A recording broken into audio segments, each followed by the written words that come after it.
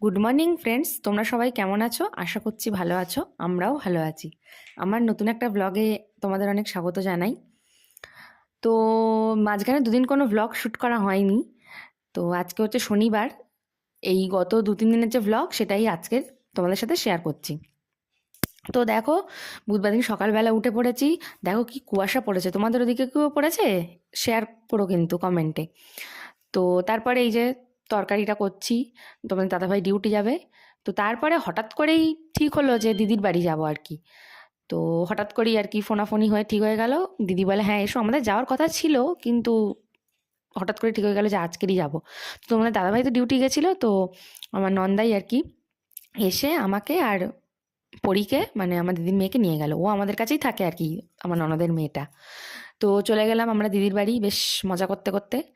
তো আজকে ছিল আমার দিদির আর কি দেওরের পাকা দেখা, নিজের দেওর নয়, কুশ্বশুরের ছেলের পাকা দেখা ছিল। তো তাই জন্য একসাথে খাওয়া দাওয়া ছিল। তো অনেক কিছুই ছিল, ভাত ডাল, পুঁই শাকের ঘন্ট, দই কাতলা, চিকেন, চাটনি, দই মিষ্টি, অনেক রকম খাওয়া দাওয়া হলো। তো খাওয়া দাওয়ার পর এই যে দেখো গ্রামের বিকেলটা তোমাদের সাথে একটু শেয়ার করলাম। তো গ্রামের বিকেলটা কিন্তু বেশ সুন্দর, বিকেল হোক বা সকাল যে কোনো সময়ই কিন্তু বেশ সুন্দর। তো তারপরে চলে গেছিলাম আমরা মাঠে হাঁটতে। তো সেই মাঠের দিকটাও তোমাদের সাথে একটু শেয়ার করলাম। দেখো গ্রামের দিকে মাঠগুলো এত সুন্দর। এই যে ধান হচ্ছে এখন। তো আমরা গেছিলাম প্রায় অনেকটাই লেটে, তাই জন্য আরও তাড়াতাড়ি গেলে আরও সুন্দর আর কি দৃশ্য দেখা যেত। তো তারপরে মাঠ থেকে হেঁটে টেটে চলে এসে আম দিদি সন্ধ্যাবেলা চা করলো। তো দুজনে মিলে চা খেয়ে নিলাম। চা খাওয়াটা তো একটা নেশা, এটা তো পেতেই হবে। তো দুজনে মিলে চাটা খেয়ে নিলাম। এরপর আর তেমন কোনো ভ্লগ শ্যুট করা হয়নি।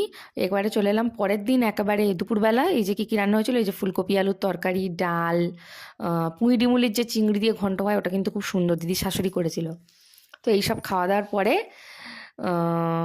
আর কি এসব খাওয়া দাওয়ার পরে এই যে দেখো দিদির যে দেওরের বিয়ে বললাম না, তার এই বিয়ের হচ্ছে তোমার এই জামা কাপড় কেনা হয়েছে। তো সেটা একটু তোমাদের সাথে শেয়ার করে দিলাম। দেখো অনেক কিছুই কিনেছে। তারপরে চলে গেলাম একেবারে রাত্রের ডিনারে। তো ডিনারে আজকের পরোটা আর ঘুগনি করেছিল দিদি। তো সেটাই হচ্ছে একটু শেয়ার করলাম তোমাদের সাথে। কার কার পরোটা ঘুগনি ফেভারিট সেটা একটু কমেন্টে জানিও তোমরা অবশ্যই করে। তো তারপরে যেহেতু দিদির বাড়ি গেছি সেহেতু হচ্ছে তোমার মানে ব্লগ শ্যুট করতে তেমনভাবে ইচ্ছাই হয় না। তোমার দাদাভাইও যেহেতু যায়নি তাই আমি একা এই যতটুকু পেরেছি আর কি তোমাদের সাথে শেয়ার করেছি। আবার কখনো গেলে ভালো করে তোমাদের চারপাশটা ঘুরিয়ে দেখাবো। তো তারপরে কি করলাম, তারপরে হচ্ছে আর তেমন কোনো কিছু করা হয়নি। পরের দিন সকালবেলা উঠে চাটা খাওয়াটাও হয়ে যেতে তারপরে এই যে দুপুরবেলা দেখো চিকেন করেছিল, ভাত, মাছের ঝাল আর এই চিকেন হয়েছিল যেহেতু আমরা চলে আসবো সেই দিনকার। তারপরে এই যে দেখো আসার সময় একটু ব্লগ শ্যুট করেছিলাম তোমাদের দেখাবো বলে, আসার রাস্তাটা আর কি।